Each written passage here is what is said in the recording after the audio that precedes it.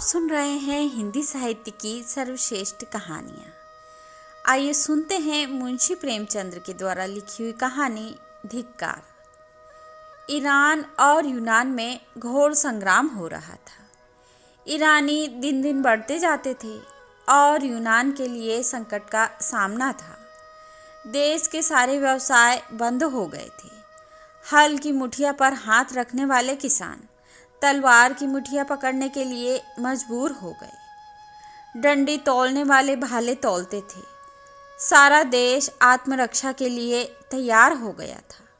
फिर भी शत्रु के कदम दिन दिन आगे ही बढ़ते आते थे। जिस ईरान को यूनान कई बार कुचल चुका था, वही ईरान आज क्रोध के आवेग की भांति सिर पर चढ़ता आता था।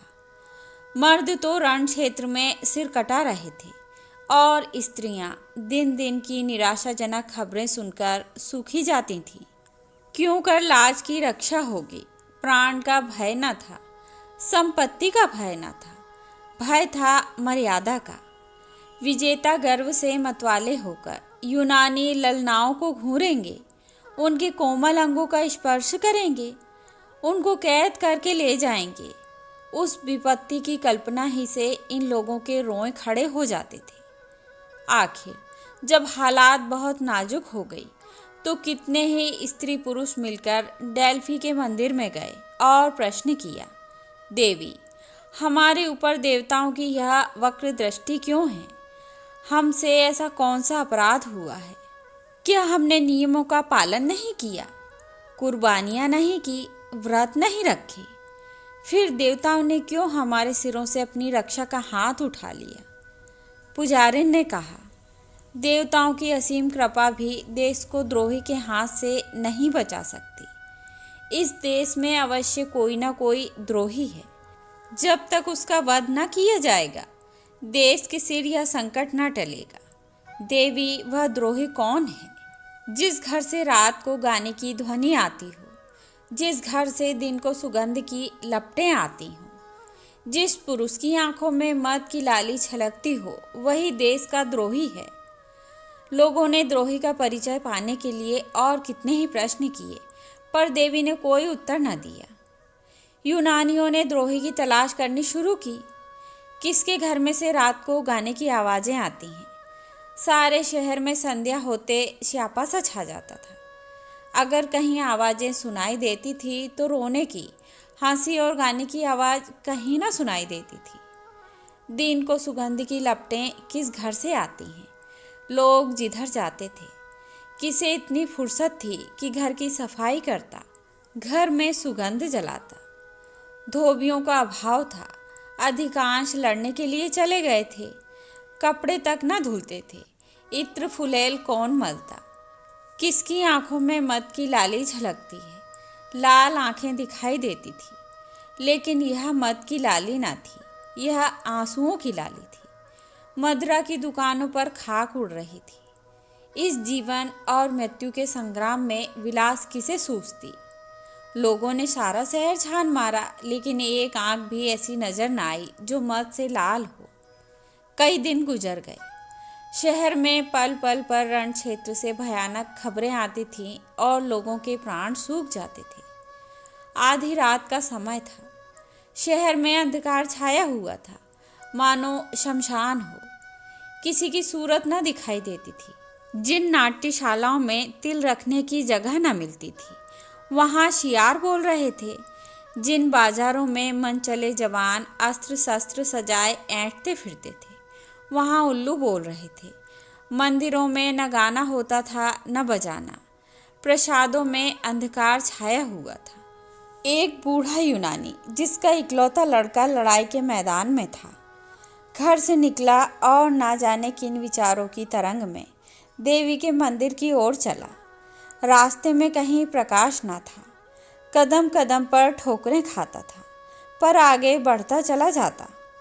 उसने निश्चय कर लिया कि या तो आज देवी से विजय का वरदान लूँगा या उनके चरणों पर अपने को भेंट कर दूँगा। सहसा वह चौंक पड़ा। देवी का मंदिर आ गया था और उसके पीछे की ओर किसी घर में मधुर संगीत की ध्वनि आ रही थी। उसको आश्चर्य हुआ। इस निर्जन स्थान में कौन इस वक्त रंगरलियां मना रहा है। उसके पैरों में पड़ लग गए, मंदिर के पिछवाड़े जा पहुंचा।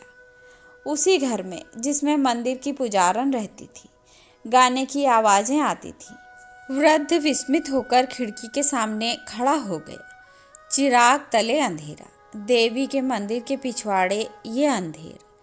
बूढ़े ने द्वार झांका। एक सजे हुए कमरे में मोमबत्तियां झाड़ों में जल रही थी। साफ सुथरा फर्श बिछा था और एक आदमी मेज पर बैठा हुआ गा रहा था। मेज पर शराब की बोतलें और प्यालियां रखी हुई थी। 2 गुलाम मेज के सामने हाथ में भोजन की थाल लिए खड़े थे, जिसमें से मनोहर सुगंध की लपटें आ रही थी। बूढ़े यूनानी ने चिल्लाकर कहा, यही देशद्रोही है, यही देशद्रोही है। मंदिर की दीवारों ने दोहराया, द्रोही है। बगीचे की तरफ से आवाज आई, द्रोही है। मंदिर की पुजारन ने घर में से सिर निकालकर कहा, हाँ, द्रोही है। यह देशद्रोही उसी पुजारिन का बेटा पासोनियस था। देश में रक्षा के जो उपाय सोचे जाते, शत्रुओं का दमन करने के लिए जो निश्चय किए जाते, उनकी सूचना यह ईरानियों को दे दिया करता था। सेनाओं की प्रत्येक गति की खबर ईरानियों को मिल जाती थी और उन प्रयत्नों को विफल बनाने के लिए वह पहले से तैयार हो जाते थे। यही कारण था कि यूनानियों को जान लड़ा देने पर भी विजय न होती थी। इसी कपट से कमाए हुए धन से वह भोग विलास करता था। उस समय जबकि देश में घोर संकट पड़ा हुआ था, उसने अपने स्वदेश को अपनी वासनाओं के लिए बेच दिया। अपने विलास के सिवा और किसी बात की चिंता न थी। कोई मरे या जिए, देश रहे या जाए, उसकी बला से। केवल अपने कुटिल स्वार्थ के लिए देश की गर्दन में गुलामी की बेड़ियां डलवाने पर तैयार था। पुजारिन अपने बेटे के दुराचरण से अनभिज्ञ थी। वह अपनी अंधेरी कोठरी से बहुत कम निकलती, वहीं बैठी जब तब किया करती थी। पर लोक चिंतन में उसे इहलोक की खबर न थी। मनेंद्रियों ने बाहर की चेतना को शून्य सा कर दिया था। वह इस समय भी कोठरी के द्वार बंद किए देवी से अपने देश के कल्याण के लिए वरदान कर रही थी कि सहसा उसके कानों में आवाज आई, यही द्रोही है, यही द्रोही है। उसने तुरंत द्वार खोलकर बाहर की ओर झांका। पासोनियस के कमरे में प्रकाश की रेखाएं निकल रही थीं और उन्हीं रेखाओं पर संगीत की लहरें नाच रही थीं। उसके पैर तले से जमीन से निकल गई। कलेजा धक से हो गया। ईश्वर, क्या मेरा बेटा देशद्रोही है? आप ही आप किसी अंतः प्रेरणा से पराभूत होकर वह चिल्ला उठी, हाँ, यही देशद्रोही है। यूनानी स्त्री पुरुषों के झुंड उमड़ पड़े और पासोनियस के द्वार पर खड़े होकर चिल्लाने लगे, यही देशद्रोही है। पासोनियस के कमरे की रोशनी ठंडी हो गई। संगीत भी बंद था, लेकिन द्वार पर प्रतिक्षण नगरवासियों का समूह बढ़ता जाता था और रह रहकर सहस्त्रों कंठों से ध्वनि निकलती थी, यही देशद्रोही है। लोगों ने मशालें जलाईं और अपनी लाठी डंडे संभाल कर मकान में घुस पड़े। कोई कहता था सिर उतार लो, कोई कहता था देवी के चरणों पर बलिदान कर दो।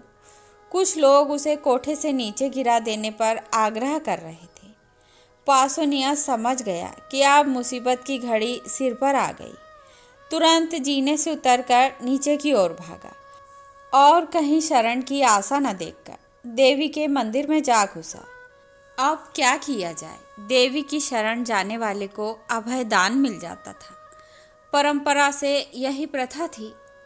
मंदिर में किसी की हत्या करना महापाप था, लेकिन देशद्रोही को इतने सस्ते कौन छोड़ता। भांति भांति के प्रस्ताव होने लगे। सुअर का हाथ पकड़कर बाहर खींच लो, ऐसे देशद्रोही का वध करने के लिए देवी हमें क्षमा कर देंगी। देवी, आप उसे क्यों नहीं निगल जाती? पत्थरों से मारो, पत्थरों से, आप निकल कर भागेगा। निकलता क्यों नहीं रे कायर? वहाँ क्या मुंह में कालिक लगाकर बैठा हुआ है? रात भर यही शोर मचा रहा और पासोनियस न निकला। आखिर यह निश्चय हुआ कि मंदिर की छत खोदकर फेंक दी जाए और पासोनियस दोपहर की धूप और रात की कड़ाके की सर्दी में आप ही आप अकड़ जाए। बस फिर क्या था। आन की आन में लोगों ने मंदिर की छत और कलश को ढा दिए। अभागा पासोनियस दिन भर तेज धूप में खड़ा रहा। उसे जोर की प्यास लगी, लेकिन पानी कहाँ, भूख लगी पर खाना कहाँ। सारी जमीन तवे की भांति जलने लगी, लेकिन छां कहाँ। इतना कष्ट उसे जीवन भर में ना हुआ था। मछली की भांति तड़पता था और चिल्ला चिल्लाकर लोगों को पुकारता था, मगर वहाँ कोई उसकी पुकार सुनने वाला ना था। बार बार कस्में खाता था कि अब फिर मुझसे ऐसा अपराध ना होगा, लेकिन कोई उसके निकट ना आता था। बार बार चाहता था कि दीवार से टकराकर प्राण दे दे, लेकिन यह आशा रोक देती थी कि शायद लोगों को मुझ पर दया आ जाए। वह पागलों की तरह जोर जोर से कहने लगा, मुझे मार डालो, मार डालो, एक क्षण में प्राण ले लो।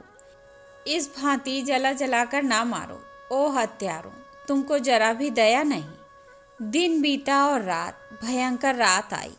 ऊपर तारागण चमक रहे थे, मानो उसकी विपत्ति पर हंस रहे हों। ज्यों ज्यों रात बीतती थी, देवी विकराल रूप धारण करती जाती थी। कभी वह उसकी ओर मुंह खोलकर लपकती, कभी उसे जलती हुई आंखों से देखती। उधर क्षण क्षण सर्दी बढ़ती जाती थी। पासोनियस के हाथ पांव अकड़ने लगे, कलेजा कांपने लगा। घुटनों में सिर रखकर बैठ गया और अपनी किस्मत को रोने लगा। कुर्ते को खींचकर कभी पैरों को छिपाता, कभी हाथों को, यहाँ तक कि इस खींचतानी में कुर्ता भी फट गया। आधी रात जाते जाते बर्फ गिरने लगी। दोपहर को उसने सोचा गर्मी ही सबसे कष्टदायक है। ठंड के सामने उसकी गर्मी की तकलीफ भूल गई। आखिर शरीर में गर्मी लाने के लिए एक हिमाकत सूझी। वह मंदिर में इधर उधर दौड़ने लगा, लेकिन विलासी जीव था, जरा देर में हाँफ कर गिर पड़ा। प्रातःकाल लोगों ने किवाड़ खोले तो पासोनियस को भूमि पर पड़े देखा।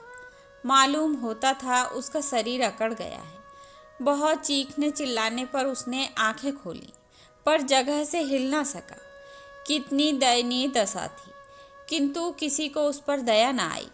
यूनान में देशद्रोह सबसे बड़ा अपराध था, और द्रोही के लिए कहीं क्षमा न थी, कहीं दया न थी। एक, अभी मरा है। दूसरा, द्रोहियों को मौत नहीं आती। तीसरा, पड़ा रहने दो, मर जाएगा। चौथा, मक्र किए हुए है। पांचवा, अपने किए की सजा पा चुका, अब छोड़ देना चाहिए। सहसा पासोनियस उठ बैठा और उदंड भाव से बोला, कौन कहता है कि इसे छोड़ देना चाहिए? नहीं, मुझे मत छोड़ो, वरना पछताओगे। मैं स्वार्थी हूँ, विषय भोगी हूँ, मुझ पर भूलकर भी विश्वास न करना। आह, मेरे कारण तुम लोगों को क्या क्या झेलना पड़ा। इसे सोचकर मेरा जी चाहता है कि अपनी इंद्रियों को जलाकर भस्म कर दूं। मैं अगर 100 जन्म लेकर इस पाप का प्रायश्चित करूं, तो भी मेरा उद्धार ना होगा। तुम भूलकर भी मेरा विश्वास ना करो। मुझे स्वयं अपने ऊपर विश्वास नहीं। विलास के प्रेमी सत्य का पालन नहीं कर सकते। मैं अब भी आपकी कुछ सेवा कर सकता हूँ। मुझे ऐसे ऐसे गुप्त रहस्य मालूम हैं, जिन्हें जानकर आप ईरानियों का संहार कर सकते हैं। लेकिन मुझे अपने ऊपर विश्वास नहीं है, और आपसे भी यही कहता हूँ कि मुझ पर विश्वास न कीजिए। आज रात को देवी की मैंने सच्चे दिल से वंदना की है, और उन्होंने मुझे ऐसे यंत्र बताए हैं जिनसे हम शत्रुओं को परास्त कर सकते हैं। ईरानियों के बढ़ते हुए दल को आज भी आन की आन में उड़ा सकते हैं। लेकिन मुझे अपने ऊपर विश्वास नहीं है। मैं यहाँ से बाहर निकलकर इन बातों को भूल जाऊँगा। बहुत संशय है, फिर ईरानियों की गुप्त सहायता करने लगूँ, इसलिए मुझ पर विश्वास न कीजिए। एक यूनानी, देखो देखो क्या कहता है। दूसरा, सच्चा आदमी मालूम होता है। तीसरा, अपने अपराधों को आप स्वीकार कर रहा है। चौथा, इसे क्षमा कर देना चाहिए और यह सब बातें पूछ लेनी चाहिए। पांचवा, देखो, यह नहीं कहता कि मुझे छोड़ दो, हमको बार बार याद दिलाता जाता है कि मुझ पर विश्वास ना करो। छठा, रात भर के कष्ट ने होश ठंडे कर दिए, अब आंखें खुली हैं। पासोनियस, क्या तुम लोग मुझे छोड़ने की बातचीत कर रहे हो? मैं फिर कहता हूँ, मैं विश्वास के योग्य नहीं हूँ, मैं द्रोही हूँ। मुझे ईरानियों के बहुत से भेद मालूम है। एक बार उनकी सेना में पहुँच जाऊँ तो उनका मित्र बनकर सर्वनाश कर दूँ, पर मुझे अपने ऊपर विश्वास नहीं है। एक यूनानी, धोखेबाज इतनी सच्ची बात नहीं कह सकता। दूसरा, पहले स्वार्थांध हो गया था, पर अब आंखें खुली हैं। तीसरा, देशद्रोही से भी अपने मतलब की बातें मालूम कर लेने में कोई हानि नहीं है। अगर वह अपने वचन पूरे करे तो हमें इसे छोड़ देना चाहिए। चौथा, देवी की प्रेरणा से इसकी काया पलट हुई है। पांचवा, पापियों में भी आत्मा का प्रकाश रहता है और कष्ट पाकर जागृत हो जाता है। यह समझना कि जिसने एक बार पाप किया वह फिर कभी पुण्य कर ही नहीं सकता, मान चरित्र के एक प्रधान तत्व का अपवाद करना है। छठा, हम इसको यहाँ से गाते बजाते ले चलेंगे। जन समूह को चकमा देना कितना आसान है। जनसत्तावाद का सबसे निर्बल अंग यही है। जनता तो नेक और बद की तमीज नहीं रखती, उस पर धूर्तों रंगे सियारों का जादू आसानी से चल जाता है। अभी एक दिन पहले जिस पासोनियस की गर्दन पर तलवार चलाई जा रही थी, उसी को जुलूस के साथ मंदिर से निकालने की तैयारियां होने लगी, क्योंकि वह धूर्त था और जानता था कि जनता की कील क्यों कर घुमाई जा सकती। एक स्त्री, गाने बजाने वालों को बुलाओ, पासोनियस शरीफ है। दूसरी, हाँ हाँ, पहले चलकर उससे क्षमा मांगो, हमने उसके साथ ज़रूरत से ज़्यादा सख्ती की। पासोनियस, आप लोगों ने पूछा होता तो मैं कल सारी बातें आपको बता देता, तब आपको मालूम होता कि मुझे मार डालना उचित है या जीता रखना। कई स्त्री पुरुष, हाय हाय, हमसे बड़ी भूल हुई। हमारे सच्चे पासोनियस।